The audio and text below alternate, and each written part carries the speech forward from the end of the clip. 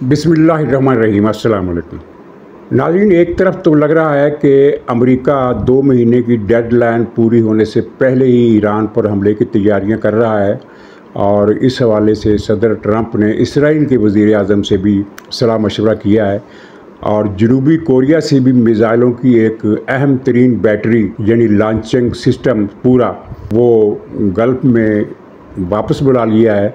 और दूसरी तरफ सदर ट्रंप के ख़िलाफ़ अमेरिका में तारीख़ी मुज़ाहरे हुए हैं जिनकी मिसाल माजी में नहीं मिलती। यानी 1200 शहरों में 1000 से ज़्यादा शहर हैं और 1200 मकामात हैं, यानी बड़े शहरों में एक से ज़्यादा मकामात पर मुज़ाहरे हुए हैं। गोया के 1200 टोटल मकामात पर एहतजाजी मुज़ाहरे हुए और अब अमेरिका की तारीख़ में इससे पहले ऐसी कोई मिसाल नहीं मिलती कि किसी सदर के इक़्तिदार संभालने के तीसरे महीने ही या 3 महीने बाद ही इतने बड़े मुज़ाहरे हुए हों।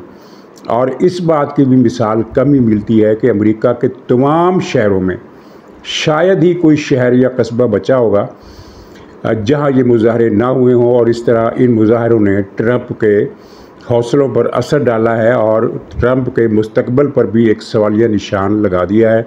इस दौरान अमेरिका, बरतानिया और यूरोप के मुबस्सिरीन कह रहे हैं कि अमेरिका की माशी पॉलिसियों से न सिर्फ ये कि अमेरिका को नुकसान होगा बल्कि दुनिया में भी मसाइल पैदा होंगे और सदर ट्रंप अमेरिका को माशी तबाही की तरफ ले जा रहे हैं।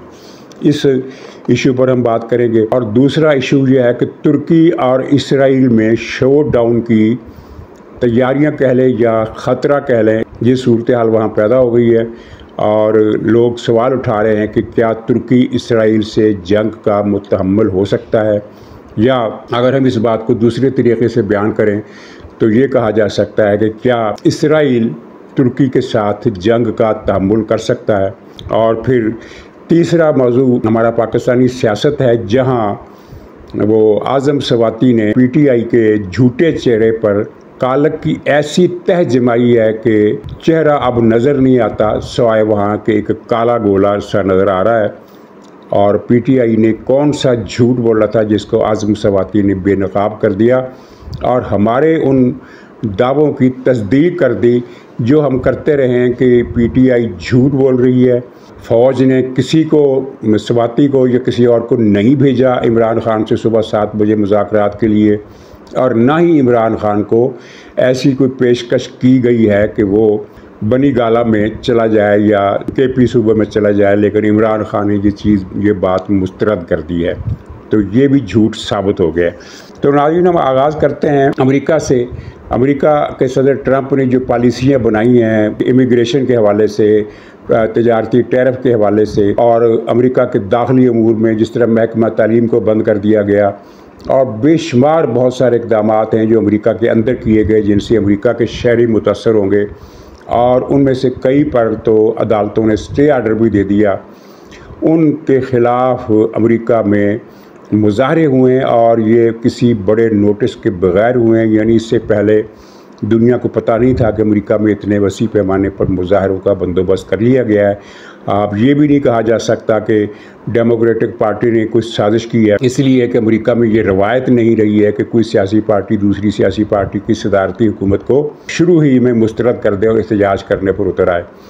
ये एक अज़ खुद तहरीक चली है और अज़ खुद चलने वाली तहरीक जो है वो बाज़ औक़ात बड़ी तबाहकुन साबित होती है। यानी अमेरिका के अवाम में ट्रंप के आने के बाद से फौरी तौर पर उसने जो इक़दाम उठाने शुरू किए उन पर अमेरिकी अवाम का पैमाना सब्र लबरेज़ हो गया। Washington, New York, Los Angeles, California, Dallas, Detroit, Pittsburgh, तमाम बड़े शहरों समेत अमेरिका के हर शहर में और हर कस्बे में मुज़ाहरे हुए हैं। कोई जगह ऐसी नहीं बची और 50 की 50 रियासतों में मुज़ाहरे हुए। हवाई की रियासत में कोई मुज़ाहरा नहीं हुआ, लेकिन उसके अलावा तमाम रियासतों में मुज़ाहरे हुए हैं। और हवाई तो एक छोटा सा इलाका है जो समुंदर के अंदर जज़ीरों पर मुश्तमिल है। खैर, शायद वहाँ भी कोई मुज़ाहरा हुआ, लेकिन वहाँ से मुज़ाहरे की खबर मैंने दिखी नहीं।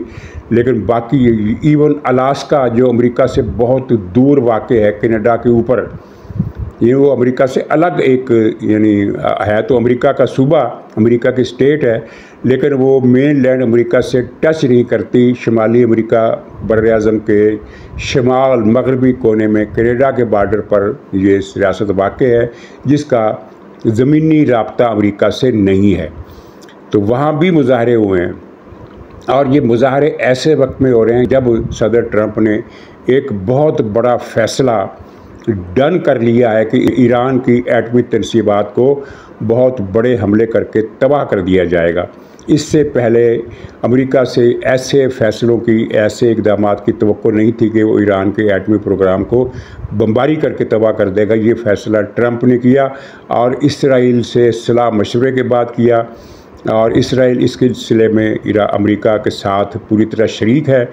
और बाज़ मुबस्सिरीन का तो ये भी कहना है कि जब ईरान पर हमले किए जाएंगे तो बैक वक्त इसराइल के अड्डों से भी जहाज़ उड़ेंगे। और इसमें फिर अमेरिका ने ताज़ा तरीन जो कार्रवाई की है वो ये है कि थार्ड मिसाइलों की बैटरी, एक और बहुत बड़ी बैटरी, ये बहुत बड़ा सिस्टम होता है और बहुत महंगा, नाकाबिल तसव्वुर हद तक इनकी कीमत ज़्यादा होती है, तो उसको इसराइल मुंतकिल कर दिया। और एक ज़्यादा बड़ी डेवलपमेंट ये हुई है, इससे भी बड़ी डेवलपमेंट, कि जनूबी कोरिया से मिसाइलों की बैटरी खलीज में मुंतकिल कर दी गई है। ये वैसे बड़ा हैरान कुन इक़दाम है, क्योंकि खलीज में और बहरा रूम में और बहरा इंडियन ओशन में हर जगह पर अमेरिका के बहरी बेड़े मौजूद हैं, और उन पर हर तरह की बैटरियाँ और बमबार तैयारे इंतज़ार कर रहे हैं कि कब हमले का हुक्म मिले। तो इस सूरत में जनूबी कोरिया से ये बैटरी लाने की क्या वजह बनी? कहा जाता है कि ये बैटरी बहुत ही ज़्यादा एडवांस है, इसलिए कि इसे शुमाली कोरिया के ख़तरे से निपटने के लिए वहाँ नस्ब किया गया था। ये बहुत स्ट्रेटजिक नौइयत की बैटरी है जो आम मकामात पर अमेरिका के पास नहीं है, यानी अमेरिका के पास भी ऐसी बैटरियाँ बहुत कम हैं।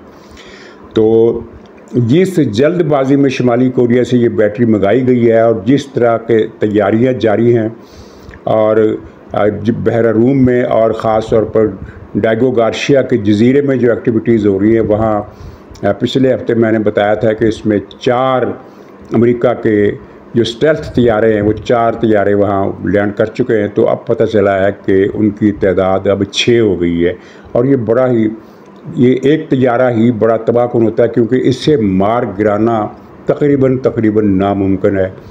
और इसका नाम ही चोर जहाज़ है, चोर यानी जो नज़रों से छुप जाए। तो ये 6 जहाज़ तो ये हो गए। इसके अलावा कारपेट बम्बिंग के लिए बदनाम ज़माना जहाज़ B-52 ये जहाज़ जो है ये कारपेट बमबारी के लिए इस्तेमाल होता है। कारपेट बमबारी से मुराद ये कि बमों की तह बिछाता चला जाता है। ये नहीं कि एक बिल्डिंग पर बम गिरा और उसके बाद 10 फरलांग या 1 किलोमीटर के फासले पर दूसरी बिल्डिंग पर बम गिरा, नहीं, ये बाकायदा जिस तरह सैलाब का पानी बढ़ता चला आता है और अपने सारा रकबा घेर लेता है, इस तरह ये जहाज़ भी यानी मसलसल बमबारी करता है, और जहाँ जहाँ से गुज़रता है वहाँ पर यानी कोई वक्फा नहीं होता बमों के दरमियान। तो ये दोनों जहाज़ अमेरिका के ख़तरनाक तरीन बमबार हैं, स्टेल्थ भी और ये B-52 भी। ये जहाज़ वहाँ पहुँचा दिए गए हैं और सलाह मशवरे तेज़ कर दिए गए हैं। नेतन्याहू के साथ ट्रंप ने मशवरा किया है, और ये एक बड़ी मनहूस अलामत है, इसलिए कि अमेरिका खुद हमला करने का फ़ैसला कर रहा है और उसमें इसराइल को साथ मिला रहा है। और नेटो ममालिक जो हैं, यूरोपीय ममालिक जो हैं, उन्होंने इस पर कुछ तबसरा नहीं किया, लेकिन तशवीश उनमें पाई जाती है। फ्रांस के सदर ने पिछले दिनों एक इजलास भी किया जिसमें कहा गया कि ये ईरान पर हमला हुआ तो इसका फ़ाल आउट हम पर भी करेगा, क्योंकि फ़्रांस जो है वो ईरान के बारे में एक नरम गोशा रखता है और ईरान के साथ उसके इतने ख़राब ताल्लुकात नहीं हैं बल्कि अच्छे ताल्लुकात हैं। तो ये इस तशवीश के अलावा यूरोपीय मुल्कों की तरफ से कोई रद्द अमल सामने नहीं आया, और उसकी वजह यही है कि ये इत्तफाक राय पाया जाता है कि दुनिया के में अब किसी और मुल्क को एटमी सलाहियत हासिल करने नहीं दी जाएगी। इस फैसले की जद में पाकिस्तान भी आता था, लेकिन उस वक्त के मखसूस हालात में पाकिस्तान का दाव लग गया और अफ़गान जंग की चल रही थी, और अफ़गान जंग में पूरी मगरबी दुनिया को पाकिस्तान की मदद चाहिए थी, और उन दिनों पाकिस्तान वेस्ट का और अमेरिका का डार्लिंग बना हुआ था। तो ये किस्मत ने एक मौका दिया पाकिस्तान को कि उसने इस जंग के पसे पर्दा फ़ायदा उठाते हुए एटमी सलाहियत का अमल मुकम्मल कर लिया। लेकिन अब ईरान को ये इजाज़त नहीं दी जाएगी, ये तो तय है। लेकिन इस सूरत हाल में जंग की नौबत क्यों पेश आई, जबकि मुज़ाकरात से भी मसला हल हो सकता था? तो उसकी वजह मैंने अपने पिछले ब्लॉग में बयान की थी कि अब वक्त नहीं रहा है, क्योंकि अगर अब इस मसले को डिले किया जाता है, इस मामले को डिले किया जाता है, तो ईरान ज़्यादा से ज़्यादा 2, ढाई, 3 या मैक्सिमम 4 महीने के अंदर अंदर एटमी सलाहियत हासिल कर लेगा। फिर सूरत हाल बदल जाएगी, नक्शा ही बदल जाएगा। और ट्रंप जो है उसके सामने एक तो ये वजह है, दूसरी वजह ये कि वो इसराइल को खुश करना चाहता है। और इसराइल की डिमांड हर सदर से ये रही है, हर अमरीकी सदर से, कि ईरान पर बमबारी की जाए। बाइडन के दौर में भी इसराइल ने हतमी फ़ैसला कर लिया था ईरान पर बमबारी का, लेकिन बाइडन इंतज़ामिया ने उससे रोक दिया, क्योंकि अमेरिका की इंतज़ामिया हमेशा इस बारे में परेशान रहती है कि मिडिल ईस्ट में कोई ऐसी सूरत हाल पैदा ना हो जिससे अमेरिका के तवीलुल मियाद मफादात ख़तरे में पड़ जाएं। लेकिन ट्रंप को इन चीज़ों की परवाह नहीं, वो तो बता रहा है कि उसे तो किसी भी चीज़ की परवाह नहीं है। तो अल्टीमेटम तो 2 महीने का था कि 2 महीने के अंदर अंदर मुज़ाकरात करो। लेकिन जिस तरीके से तैयारियां जारी हैं उससे लगता है, यानी ये एक ख्याल पैदा होता है कि शायद अमेरिका इस डेडलाइन के पूरा होने से पहले ही किसी हीले बहाने वो हमला कर देगा। वैसे अमेरिका सुपर पावर है, उसे हीले बहाने की ज़रूरत भी नहीं पड़ती। तो ईरान ने कहा है कि अगर हमला किया गया तो हम जवाबी कार्रवाई करेंगे। जवाबी कार्रवाई के लिए उसके पास अहदाफ बहुत कम है, यानी अमेरिका बहुत दूर के अड्डों से उन पर ईरान पर हमला करेगा, और जो जहाज़ ईरान की पहुंच में हैं उनकी तादाद निस्बतन कम है, और फिर उन जहाज़ों पर भी एंटी मिज़ाइल और एंटी ड्रोन सिस्टम मौजूद है। तो सारी दुनिया अब इस ख़बर पर बहुत परेशान है। पाकिस्तान में चूँकि आलमी मसाइल पर ज़्यादा बात नहीं होती, यहाँ तो लोकल पॉलिटिक्स ही सारा टाइम, टीवी का एयर टाइम सारा ले जाती है। लेकिन ये मसला बड़ा संगीन है, क्योंकि इसके नतीजे में एक बड़ी ख़राबी की बुनियाद पड़ सकती है। ईरान के हामी गुरीले दुनिया भर में कार्रवाइयाँ अपनी तेज़ कर सकते हैं। नाज़रीन, दूसरा इशू हमारा शाम और तुर्की के दरमियान होने वाला वो मुआहदा है जिसके बाद ये ख़तरा पैदा हो गया कि इसराइल और तुर्की का शो डाउन ना हो जाए। इसराइल शाम पर मुसलसल हमले कर रहा है और उसने जनूबी पट्टी पर जो गोलान के मतवाज़ी वाक़े है उस पर भी कब्ज़ा कर रखा है, और कोई दिन नहीं जाता जब वो दमिश्क में या हमा में या हुम्स में या अल-कुनैतरा में या इन मुकामात पर बमबारियाँ ना करता हो। हर रोज़ बमबारियाँ कर रहा है। वो इस बहाने बुरी बमबारियाँ कर रहा है कि साबका हुकूमत जो हथियार छोड़ गई थी हम उनको तबाह कर रहे हैं। वो हथियार कब के तबाह हो चुके, अब ये किस चीज़ को तबाह कर रहा है। बज़ाहिर बशार अल असद के जाने के बाद इसराइल शमाल की तरफ से ख़ुद को गैर महफूज तस्वर कर रहा है, और इसके इस तासुर में इजाफ़ा उस वक्त हुआ जब कल दमिश्क में एक बहुत बड़ा मुज़ाहरा हुआ जिसमें इसराइल के ख़िलाफ़ अल जिहाद के नारे लगाए गए। शाम को इस तरह बेबस देखकर तुर्की मैदान में आया है, और तुर्की ने शाम की हुकूमत के साथ एक मुआहदा कर लिया है जिसकी रूह से तुर्की शाम के कम से कम 3 मुकामात यानी हमा और देर-उज़-ज़ोर और एक और जगह है, वहाँ पर तुर्की अपने फ़ौजी अड्डे कायम करेगा। बल्कि मुआहदे के तहत वो तुर्की के दीगर मुकामात पर भी अपने फ़ौजी अड्डे कायम करेगा और वहाँ अपनी फ़ौज तैनात करेगा। इस तावन को जो उन्वान दिया गया है वो है कि दाइश या दूसरे दहशतगर्द ग्रोहों से ख़तरे का बचाव। लेकिन सारी दुनिया ये समझ रही है कि तुर्की जो है वो शाम में इसराइल का ख़तरा रोकने के लिए ये काम कर रहा है, और इसकी एक वजह डोमेस्टिक भी है। तुर्की में सदर अर्दोगान की मकबूलियत कम हो रही है और वहाँ अपोजिशन के मुजाहरे बहुत बड़े बड़े होते रहे हैं। 2-4 दिन से कुछ ठहराव है, लेकिन 2-4 दिन पहले तक वहाँ लाखों अफराद के मुजाहरे हुए। हज़ारों अफराद से शुरू हुआ था मामला और अब लाखों अफराद तक पहुँच गया। तो तुर्की के सदर इस बात से तवज्जो हटाने के लिए या अपना एक स्कोर ऊंचा करने के लिए कि हमने देखो शाम को अपना इत्तेहादी बना लिया और शाम में ये हमारे अड्डे कायम हो गए, यानी वो पोजीशन जो ईरान को हासिल थी 1 बरस पहले तक वो तुर्की को मिल जाएगी। फ़र्क ये था कि ईरान तुर्क शाम के अवाम में गैर मकबूल था, नापसंदीदा तरीन था, जबकि तुर्की के बारे में शाम के अंदर बड़ी आबादी जो है वो तुर्की की हमायत कर रही है। तो जब तुर्की ने जब ये ऐलान किया तो इसराइल ने फौरी तौर पर उन तीनों शहरों पर बमबारी करके वो फौजी अड्डे तबाह कर दिए, बिल्कुल खंडर बना दिए जहां तुर्की ने फ़ौज मुतय्यन करनी थी, यानी फ़ौज की तैनाती में रुकावट पैदा कर दी। लेकिन तुर्की जो है वो बहरहाल इन अड्डों पर फ़ौज भेजेगा, अड्डों की तामीर नौ भी करेगा। तो ख़तरा ये पैदा हो गया है कि इसके बाद भी अगर इसराइल ने इंक्लूजन की तो तुर्की के दस्तों से उसका तसादम यकीनी हो जाएगा और ये तसादम जो है वो जंग की शक्ल भी इख्तियार कर सकता है।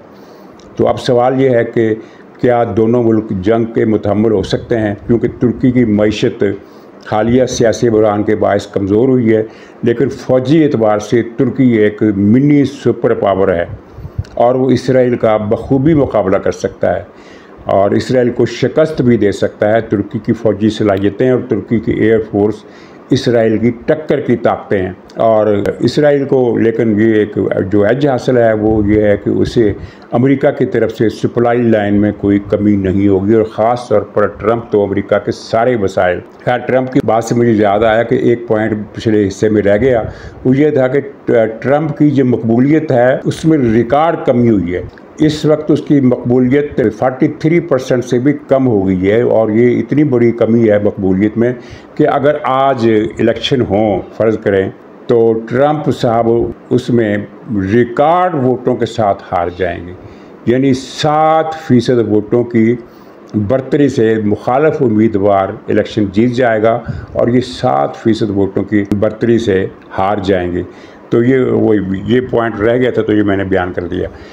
अच्छा, तुर्की और इसराइल का बॉर्डर नहीं मिलता, लेकिन साहिल समुंदर जो है वो एक ही है, यानी बहर रूम का वही साहिल जिस पर तुर्की वाक़ है वही साहिल इसराइल पर भी है। यानी एक ही बहर रूम का साहिल जो है ना वो चौकोर है ये समुंदर। इसका शुमाली साहिल यूरोप है, जनूबी साहिल अफ्रीका है और मशरक़ी साहिल ये सारा वो खित्ता है तुर्की, शाम, लबनान और इसराइल और जज़ीरा नुमा सीना मिस्र का, ये सारा एक ही साहिल है। ये बहर रूम के जो मगरबी साहिल है वो असल में एक नाका है जबराल्टर यानी जबल तारिक, वहाँ आकर स्पेन और मराकश मिल जाते हैं। बीच में एक छोटी सी नहर है, उस नहर के ज़रिए ये जो बहर रूम है ये बहर ओकियानोस से मिला हुआ है। तो गोया कि ये चारों तरफ से एक बंद समुंदर है। अगर ये जबराल्टर की आबनाए ना हो तो ये एक लैंड लॉक्ड समुंदर है, चारों तरफ से खुश्की में घिरा हुआ। तो बहर रूम का साहिल जो है ये मैदान जंग बन सकता है। तुर्की के बाद शाम का साहिल शुरू होता है, उसके बाद लबनान का साहिल आ जाता है, फिर उसके बाद इसराइल का साहिल आ जाता है। लेकिन शाम के अंदर मैदान जंग जब बनेगा, क्योंकि इसराइल की फ़ौज इस वक्त घुसी हुई है शाम के अंदर और जनूबी लबनान की पट्टी पर काबज़ है, तो अब देखने वाले ये बता रहे हैं कि ये जंग छिड़ सकती है। हो सकता है कि तुर्की ये सोचे कि उसकी मईशत जंग का तहम्मुल नहीं कर सकती और इसराइल ये सोचे कि उसकी फ़ौज थकी हुई है हमास से लड़ कर, तो वो जंग ना करें। लेकिन किसी न किसी दर्जे में तसादम तो होना ही है। नाज़रीन, पाकिस्तान में आज़म सवाती ने एक प्रेस कॉन्फ्रेंस की जिसका मतलब आपने पढ़ भी लिया, सुन भी लिया। तो जब जलसा था इस्लामाबाद में, कौन सा मुकाम था, संगजानी का मुकाम, जहाँ जलसा करने से इनको रोका गया था। हुकूमत ने कहा था कि आप यहाँ जलसा ना करें। तो उस जलसे के दिन सुबह के वक्त 7 बजे आज़म सवाती इमरान खान से मिले, जिसके बाद ये जलसा वहाँ से लोकेशन उसकी तब्दील कर दी गई। उस वक्त PTI ने एक कहानी बनाई कि फ़ौज ने इमरान खान से रब्ता किया आज़म सवाती के ज़रिए, आज़म सवाती को फ़ौज ने भेजा है, इसलिए 7 बजे जेल के दरवाज़े खुल गए और आज़म सवाती ने बताया है इमरान खान को कि फ़ौज कह रही है कि हम आपको रिहा कर देंगे इतने दिनों में, चंद दिनों में आपको रिहा कर देंगे, आप ये जलसा ना करें। और रिहा नहीं, आपको जेल से निकाल के बनी गाला में नज़रबंद कर देंगे, जहां तकरीबन आप आज़ाद होंगे। लेकिन इमरान खान ने ये शर्त मुस्तरद कर दी है। उसी वक्त हमने ख़ास तौर पर मैंने अपने प्रोग्राम में उसी दिन ये तरदीद की थी इस प्रोग्राम में कि ये ख़बर झूठ है, फ़ौज ने कोई रब्ता नहीं किया। उसके कुछ दिनों बाद फिर बल्कि काफ़ी दिनों के बाद गंडापुर ने एक प्रेस कॉन्फ्रेंस में और एक टीवी प्रोग्राम में बताया कि इमरान खान को एक बनी गाला भिजवाने की तजवीज़ हमने दी थी, फ़ौज को की दी थी कि इमरान खान को जेल से निकाल कर बनी गाला भिजवा दिया, या ये तजवीज़ हमारी थी, फ़ौज की नहीं थी।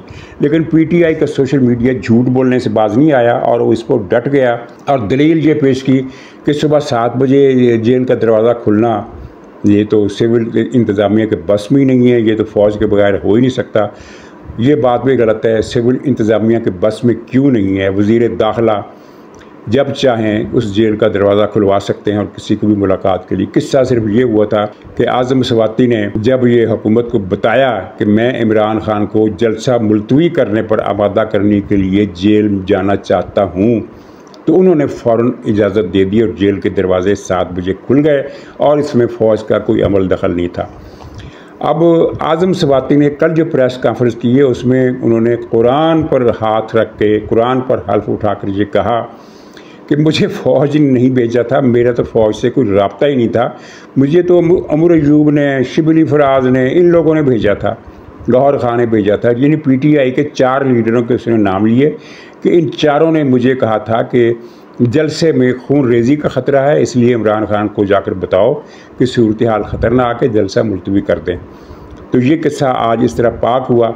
तो अब ये पीटीआई का सोशल मीडिया अपने इस झूठ को इस तरह पकड़े जाने पर, झूठ तो खैर इसका पहले ही पकड़ा गया था, लेकिन आज़म स्वाति तो इनका अपना आदमी है ना। अब ये अलग बात है कि ये अब आज़म स्वाति के ख़िलाफ़ शुरू हो जाएंगे कि ये भी कंप्रोमाइज्ड है, एस्टेब्लिशमेंट का एजेंट है, एस्टेब्लिशमेंट से मिला हुआ है। हालांकि 3 मरतबा गिरफ़्तारी हुई है और सुना तो ये भी गया था कि गिरफ़्तारी के दौरान इसकी चितरौल भी हुई थी। तो खैर पीटीआई के मुंह पर एक मरतबा फिर कालक मल गई है और बहुत बुरा हशर हुआ है इसके दावों का। अब फिर ये एक गुब्बारा इन्होंने बनाया हुआ है कि जनाब फ़ौज से राब्ते हुए हैं। वो अमेरिका से जो वफद आया था उसने इमरान खान का पता नहीं क्या इमरान खान से मिला और पेशकश की और इमरान खान मान गया है या नहीं माना है, ख़ुद इनको समझ में नहीं आ रही कि इमरान खान का बयानिया रखना क्या है। कभी कहते हैं कि इमरान खान ने पेशकशें ठुकरा दी हैं, कभी कहते हैं कि नहीं पेशरफ्त तो शुरू हो गई है। यानी झूठ बोलने वाले के पास हाफजा नहीं होता। वही व्लॉगर, वही ट्वीट, वही सारे लोग एक बात कहते हैं कि इमरान खान ने अमेरिका से जो पाकिस्तानी आए थे इनके ज़रिए जो पेशकश की गई है वो मुस्तरद कर दी है, और फिर वही अगले दिन के प्रोग्राम में कहते हैं कि नहीं बहुत बड़ी पेशरफ्त हुई है, अब चंद दिनों में इमरान खान के साथ मामला तय पा जाएंगे और वो रिहा हो जाएंगे। अगले तीसरे दिन फिर वही कि मुस्तरद कर दी है, कंफ्यूज कर रखा है। और ज़ूम्बीज़ की हालत ये है कि अगर उन्हें ये ब्लॉगर बताएं ना कि इमरान खान की नूरानी पर निकल आए हैं और कल वो अडियाला की जेल पर उड़ता हुआ देखा गया है, तो इन ज़ूम्बीज़ ने जो ये पीटीआई के सामीन हैं, नाज़रीन हैं, व्यूवर हैं, ये सारे के सारे फ़ौरन इस बात पर भी ईमान ले आएंगे कि हाँ इमरान खान के वाकई पर निकल आए थे और वो कल अडियाला के ऊपर उसने कुछ 7 उड़ानें भरी हैं। तो किस्सा मुख्तसर ये है कि ना तब राब्ता हुआ था फ़ौज से, ना अब राब्ता हुआ है। ख़ुद आज़म स्वाति ने माना कि मैंने उलवी के ज़रिए और पता नहीं एक टीवी एंकर के ज़रिए और पता नहीं किस किस के ज़रिए फ़ौज से राब्ते की कोशिश की, लेकिन नाकाम हुआ। और फ़ौज से राब्ता करने की हर कोशिश इनकी नाकाम हुई है, चाहे वो आज़म स्वाति ने की हो, चाहे वो किसी और ने की हो, सिवाय ये कि गंडापुर एक पैगाम रसानी ज़रूर करता है, वहाँ तक बात पहुँचा देता है और वहाँ उनकी बात पहुँचा दी जाती है। उसके बाद फिर गंडापुर को जवाबी इत्तलाहात या हदायतनामा पहुँचा दिया जाता है और वो उस पर अमल करता है। नाज़रीन इजाज़त दीजिए, इंशाअल्लाह अगले ब्लॉग में फिर मुलाकात होगी, तब तक के लिए खुदा हाफ़िज़।